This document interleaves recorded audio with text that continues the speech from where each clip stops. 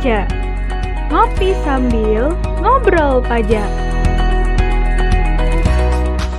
Assalamualaikum warahmatullahi wabarakatuh. Shalom, Om Swastiastu, Namo Buddhaya, Salam Kebajikan Rahayu. Ketemu lagi di Pijak Ngopi Sambil Ngobrol Pajak bareng saya sama Pak Agus.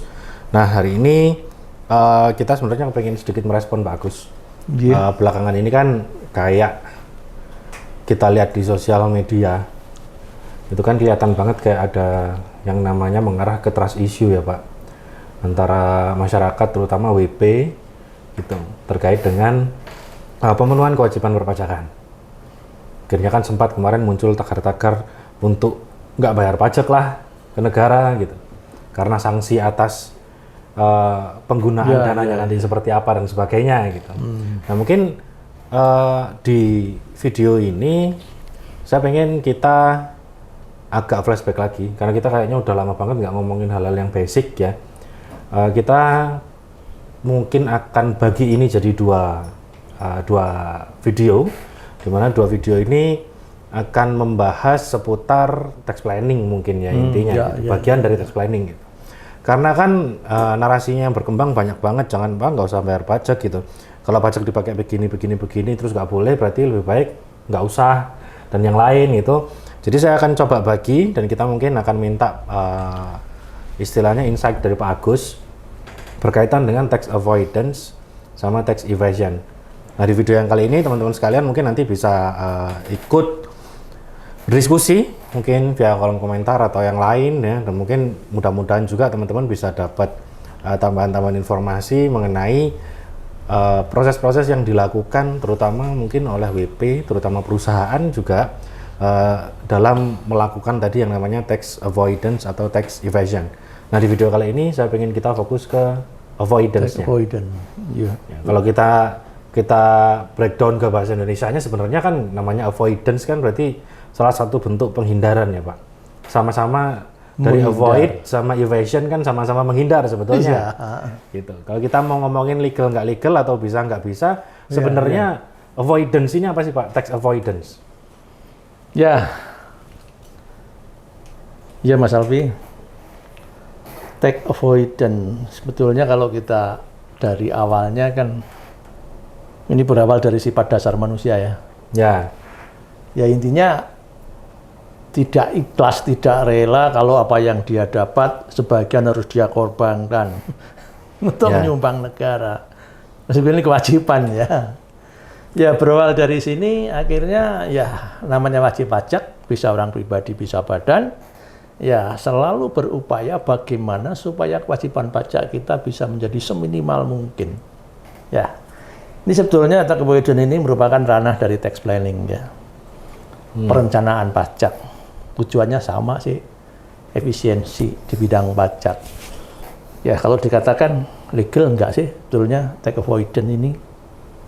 Dulu ketika Menteri Keuangan kita Pak Mar'i Muhammad, beliau mengatakan bahwa apapun bentuknya perencanaan pajak itu haram.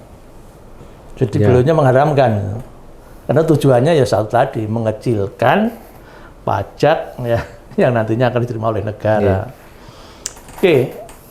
Tax avoidance ini tadi merupakan salah satu langkah atau cara dalam perencanaan pajak. Ada dua sih, avoidance sama evasion ya. Sama-sama tujuannya mengecilkan pajak. Cuman kalau avoidance ini kita merencanakan, kita melakukan efisiensi, tapi dengan cara tidak melanggar aturan atau mencari celah kelemahan aturan. Ya. Sehingga kalau dikatakan melanggar juga melanggar juga sih. Ya ibaratnya begini Mas Abi, kita mau jalan, kita tahu bahwa depan ini perbodong, nggak boleh masuk. Kita bisa mencari jalur alternatif. Tidak dilarang, tidak. Tapi tujuannya sama. Ya. Tapi yang satunya, tax evasion, kalian jelas-jelas Entah tahu verboten dimasuki. Iya, dimasuki. Kalau ketahuan ya apes gitu ya. Kalau nggak ketahuan ya rezeki lah gitu. Ya, kita fokus ke tax avoidance ya. Perencanaan pajak atau cara meminimalisir pajak dengan cara tidak melanggar. Ya, tentunya pertanyaannya gimana caranya ya? Ya. Oke. Ya, tadi saya katakan bahwa kita memanfaatkan celah peraturan. Ya, namanya peraturan dibuat tentunya pasti ada celahnya. Ya, ada celahnya. Nggak mungkin peraturan itu bisa sempurna begitu. Dan kita selalu berupaya mencari celah itu wajib pajak. Ya, jadi tax avoidance ini bisa dilakukan oleh wajib pajak orang pribadi maupun wajib pajak badan. Ya, itu Mas Albi. Kalau untuk begini, karena dia kan masuknya sebetulnya ranahnya ada di tax planning ya Pak. Iya. Sementara kan mungkin saya atau mungkin kita teman-teman semua belajar kan tax planning yang paling baik itu adalah dimulai sejak kita awal sebelum pembentukan atau kita menjalani usaha. Sebelum potensi penghasilan itu kan kita dapat Pak. Ya. Jadi kita bisa satu mungkin kita bisa milih bentuk usahanya apa, kemudian ya itu bentuk tax planning yang mungkin paling bisa dibilang paling safe dan dia nggak melanggar gitu ya. Tapi ketika ini kemudian jadi tadi kita arahnya adalah pada memanfaatkan celah gray area dari sebuah aturan, selama Pak Agus kemudian ini berpraktek sebagai seorang konsultan pajak, ya, umumnya Pak Agus temui pelaksanaan si tax avoidance ini pada wajib pajak itu sebetulnya berawal dari siapa Pak yang seringnya? Ya tentunya ketika kita menjadi konsultan begitu ya pasti tidak bisa kita hindari Pak Alfi ya. Pak, gimana caranya supaya pajak saya itu bisa diminimalisir gitu loh. Mintanya kecil. Mintanya kecil. Kalau bisa diperkecil kenapa harus besar Pak gitu loh. Saya selalu menyarankan kepada klien-klien saya, ya tentunya yang pertama pertimbangannya kalau nanti ketahuan misalkan melanggar, sanksinya berat, nggak sebanding dengan efisiensi yang kita dapat. Saya selalu menyarankan ya patuhi aja lah aturannya. Tapi dengan tax avoidance ini sebetulnya ada celah dan apa yang dilakukan oleh wajib pajak itu ya kita menyarankan juga dengan cara ini. Ya, ambil contoh aja tadi Pak Alfi sampaikan. Ketika kita memulai bisnis ya, kita disuruh milih. Atau kita memberikan saran kepada calon klien atau klien kita ya. Dia mengawali bisnis. Mau dibuat seperti apa bentuk bisnisnya, bentuk badan hukumnya, bentuk badan usahanya. Apakah perorangan? Ya. Apakah CV? PT? Apakah PT? Atau mungkin mau bentuk yayasan, bentuk koperasi, atau mungkin persekutuan, ya banyak sekali bentuk itu yang pernah kita bahas juga kalau nggak salah di pijak ini ya. Ya, tentunya masing-masing bentuk ini akan membawa konsekuensi pajak yang berbeda. Ya, orang pribadi misalkan, dia lebih efisien saya katakan.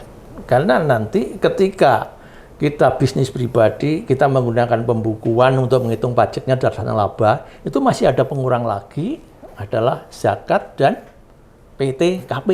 Ya, PTKP. Sehingga nanti DPP-nya, tax base-nya jadi menjadi lebih kecil. Ya. Tapi ketika badan, PTKP ini nggak berlaku. Ya, badan kita lihat juga apakah bentuknya CV. Kalau CV nanti ya CV ini harus terpisah dengan pemiliknya, dengan pendirinya.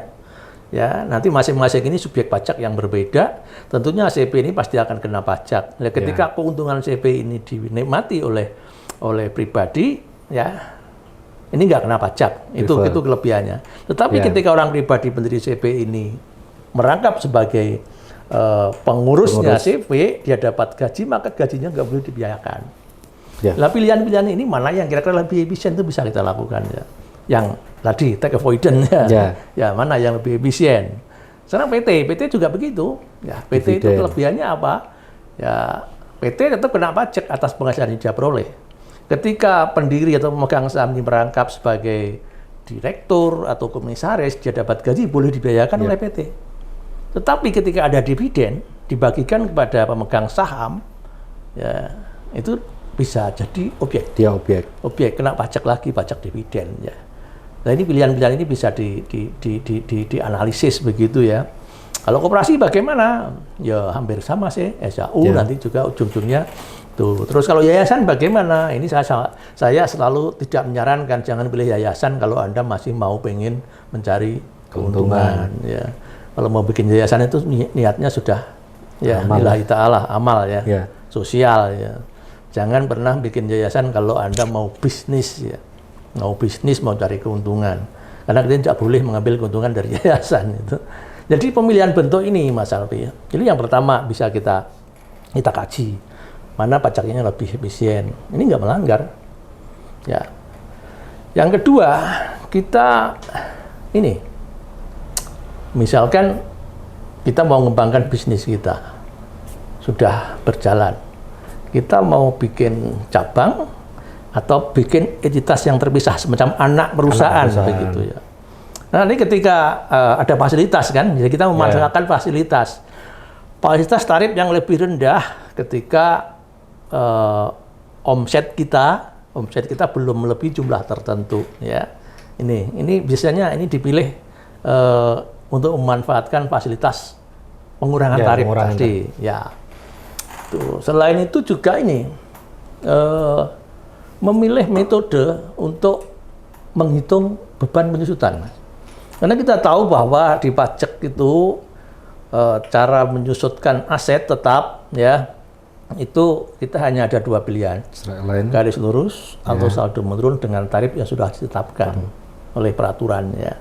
Tapi ketika kita masuk ke ranah akuntansi, ya akuntansi bebas kita milih mau pilih metode apa boleh. Ya, nah ini tentunya harus kita bandingkan metode-metode ini.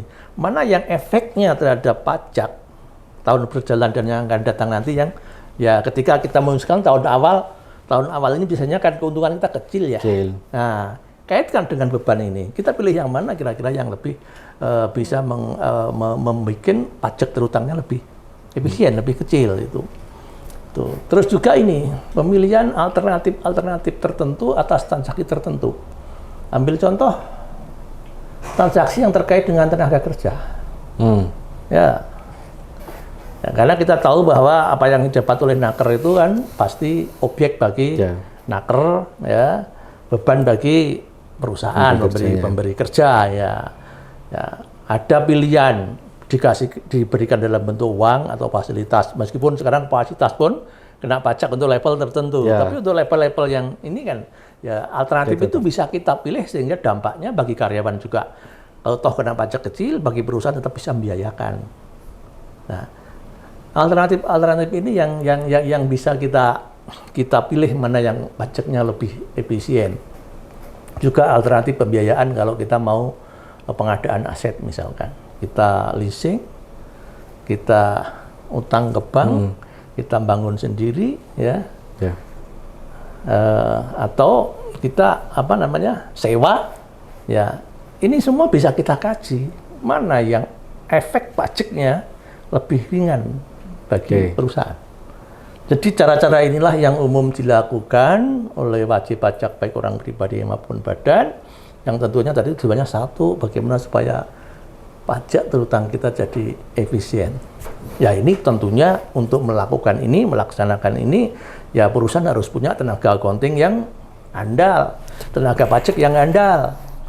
Ya kalau perlu pakailah konsultan kalau memang nggak yakin ya untuk membuat perencanaan pajak tax planning ini, ya ini bisa dibuatkan itu. Dan salah satu jasa yang diberikan oleh Konsulat Pajak adalah membuat suatu perencanaan yang tidak melanggar, ya, dan bisa memperkecil jumlah pajak terutang nantinya. Ya. Oke, jadi sebetulnya dikembalikan lagi untuk si pelaksanaan si tax planning tadi ya Pak, atau avoidance-nya ini kita kembalikan lagi kepada menurut pengalaman dari Pak Agus, memang ada yang memang langsung dilaksanakan sendiri oleh BP-nya gitu ya. Ya, gitu. Betul. Dengan catatan timnya tadi mereka juga harus memiliki dasar yang baik. Betul. Ya. Jadi yang dilakukan tidak justru bergeser sebagai tax evasion. Nah, itu yang dikhawatirkan. Jangan sampai ke sana itu loh ya. Ya. Yang tadinya maunya melakukan efisiensi ternyata malah penggelapan kan gitu, malah beresiko juga sebenarnya. Beresiko, betul. Kedua, mungkin ada juga yang memang didorong oleh konsultannya atau memang minta tolong pada konsultannya untuk melakukan review dan mengefisienkan ini sebenarnya perlu atau enggak gitu ya, dan memanfaatkan tadi kayak pengurangan-pengurangan yang diberikan atau fasilitas yang diberikan oleh pemerintah. Ya. Terus kalau dari selama ini Pak Agus berpraktek sebagai konsultan pajak, Pak, mungkin entah itu dari klien atau ketika Pak Agus memberikan materi di sebuah acara atau kegiatan gitu, WP di Indonesia ini atau WP yang selama ini pernah Pak Agus temui itu, menurut Pak Agus mereka sebenarnya memahami nggak sih Pak bedanya antara si avoidance ini sama penggelapan pajak? Ya ada yang paham, tapi mayoritas tidak paham, Mas Albi. Ya, mayoritas tidak paham bahwa sebetulnya pajak ini bisa kita minimalisir dengan cara yang ya tadi tidak melanggar aturan ya. Tadi saya sampaikan juga sih bahwa untuk membuat perencanaan pajak yang tidak melanggar ini perlu bagian pajak, bagian accounting yang andal ya. Jadi dasarnya tidak hanya dua ilmu akuntansi dan pajak saja sebetulnya. Hukum bisnis tadi saya katakan di depan ya, itu juga harus, manajemen keuangan itu juga harus memahami ya ini. Jadi sekali lagi bahwa dalam praktek masih banyak wajib pajak yang tidak memahami ya, bahwa ada cara untuk memperkecil atau mengefisiensikan pajak ini dengan cara yang gentle begitu ya, yang tidak melanggar aturan ya. Itu Mas Albi ya. Terakhir nih Pak, kalau misalkan kasus-kasus kayak sebelumnya yang memang ini jadi banyak sorotan nih, dan jadi banyak perbincangan juga di warung-warung kopi mungkin sama teman-teman gitu. Ketika seorang warga negara Indonesia, dia punya penghasilan, dia punya aset, kemudian dia letakkan aset itu nggak diinvestasikan dalam negeri, tapi diletakkan di tax haven country, dia masuk avoidance atau evasion? Ya, ini jadi dan nggak dilaporkan berarti kan? Ini Pak, sudah ke ranah global ya Mas Albi ya. Sebetulnya itu melanggar atau tidak, avoidance atau evasion. Ya, ketika ada salah satu negara yang dirugikan, tentunya ini lebih ke arah tax evasion. Melanggar, ya biasanya mereka itu melakukan dengan cara transfer pricing ya, TP. Atau ada istilah apa, base erosion and profit shifting. Shifting. Jadi dia mengalihkan transaksi ya ke negara-negara yang tarif pajaknya rendah, lebih rendah. Dan itu banyak kasus ya. Banyak. Kasusnya Apple ya. Yes, benar. Ya, itu ya cara seperti itu. Jadi sekali lagi kalau ada negara yang dirugikan berarti ya melanggar dong menurutnya. Berarti dia jatuhnya di evasion.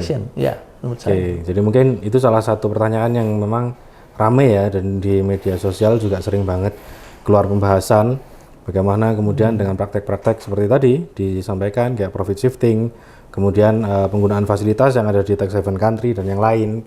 Itu nanti mungkin akan kita bahas di video berikutnya, karena di video berikutnya kita akan lebih banyak fokus kepada si tax evasion. Kenapa tax evasion ini dia sifatnya agak sedikit serem ya teman-teman sekalian, karena mungkin wajib pajak yang memang dia nggak sadar atau dia nggak memiliki pemahaman yang komprehensif tentang perpajakan, dia menganggap bisa melakukan cara-cara yang membuat dia ringan dalam membayar pajak dan memenuhi kewajiban perpajakan tanpa menyadari adanya konsekuensi di kemudian hari. Baik itu dipahami dari awal atau mungkin karena ketidaktahuan. Gitu. Nah, kita akan bahas itu di video berikutnya. Jadi buat teman-teman, kalau misalkan kepingin atau tertarik gitu ya, untuk bisa lebih mendalami lagi terkait dengan si tax planning ini, ya, detail tentang si avoidance atau evasion, teman-teman bisa kontak kita di semua sosial media kita di @cipta sarana cendekia, dan bisa juga kontak melalui narahubung kita yang bisa teman-teman lihat lewat akun Instagram kita di @cipta sarana cendekia untuk mendapatkan informasi kelas-kelas pelatihan yang paling update dan kelas-kelas pelatihan yang akan segera dibuka beberapa saat lagi. Jadi teman-teman bisa langsung pantau kita di sana terus, plus selalu ikuti di kanal YouTube Cipta Sarana Cendekia, bijak ngopi sambil ngobrol pajak. Mungkin itu dulu Pak Agus, kita sambung di video berikutnya nanti untuk kita bahas masalah tax evasion. Terima kasih teman-teman sekalian, jangan lupa like, comment, and subscribe di @cipta-sarana-cendekia. Saya akhiri, assalamualaikum warahmatullahi wabarakatuh. Bijak ngopi sambil ngobrol pajak.